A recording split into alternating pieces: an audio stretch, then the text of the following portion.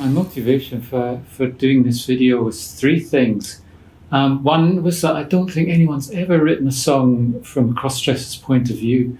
There's songs that refer to it, but not from the actual perspective. The second thing was that I wanted to shine a light on what it's actually like to be a cross-dresser and do it in a catchy and poppy way that people would understand and would get the message across easily. And the third thing was I just want to inspire other cross-dressers to do it and to indulge in the feelings of it. The steps to creating the video really were that I wrote the song a couple of years ago, and in fact I've moved on a bit in my feelings since I wrote it. So it's very much from the beginner's point of view of what it's like being in the closet and so on. And so from there on I kind of developed the song. And it ended up being natural that I would record it professionally and make it sound as good as I could. And then from there, doing a video and fulfilling the motivation that I had to put it online and to show it to as many people as I could, really. I started to write the song about 3 years ago, and it was lying there. I mean, I was very much in the closet at home, so I didn't want my wife hearing what it was I was singing about. So it kind of sat there. You know, it's something I've always done. So it was very natural for me to progress from that to completing a video on it. I was brought up in a classical music family, and I quickly phased out of that into wanting to be a rock star. So I bought myself a guitar. So I was in my teens, really. And I wrote songs right from the beginning because no one can tell you how it should sound. Not like trying to cover someone else's. So, you know, everything I did was all about writing songs all my life. And eventually, because I came out as a cross-dresser to my wife and family, it was something that I wanted to express. It's a coincidence that playing pop music and rock music when I was young, it was actually at the same time as I was starting to do cross-dressing. It was just a coincidence. I've never put the two together before. It was a real no-no. It's a real taboo when I was young to do this kind of thing, and I got in big trouble because I got caught. And I really was in the closet for 45 years, I'd say. And I didn't cross-dress hardly at all, maybe once every 5 years, and I'd do the thing that guys do, which is get the clothes and the makeup, hide it all away, dress up a couple of times, get filled with guilt, and then throw it all away. And 5 years later, you'd have the urge and you'd do it all again.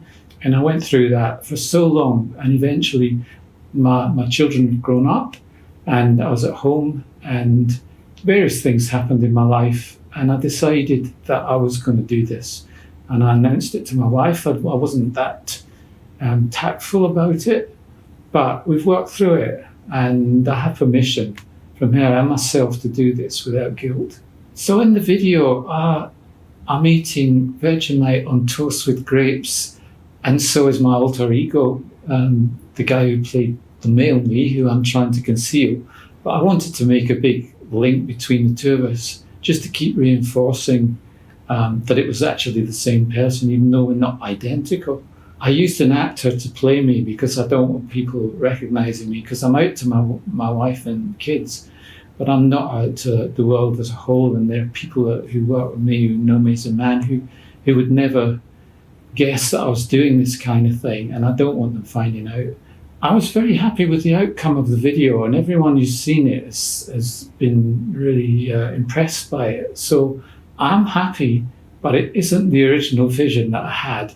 But I felt when I was doing it, it's fine for me to have ideas and say, I want this and I want that, and I need these things in the song, in the video.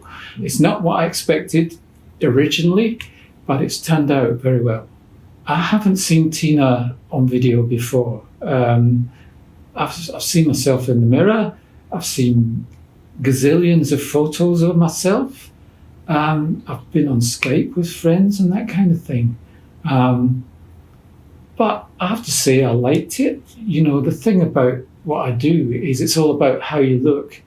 And so you're always going to be critical of yourself and say, oh God, don't I look old? Or, my movement was terrible there or whatever. And it's, I probably see the same thing when I hear myself talking on this video, on this interview. But I'm quite a confident person, so I'm not going to get too worried about it. I see this video getting distributed by a lot of means. I'm going to use YouTube and Facebook and Instagram, and I've got a lot of Facebook friends. I've got a lot of Flickr followers, and it's building up on Instagram as well. So I intend to do that. This interview process is part of it. I want to build it up until it actually comes out, and using my friendships with others in the same sort of thing as me to pass it round to their friends and onwards.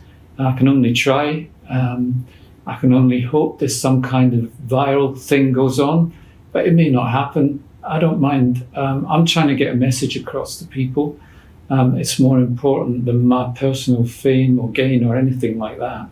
Although it would be great if I could imagine at some point having a YouTube channel that paid for it and paid for all the costs of making it.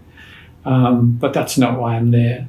I'm doing it to spread the message of what it really feels like to be a person like me.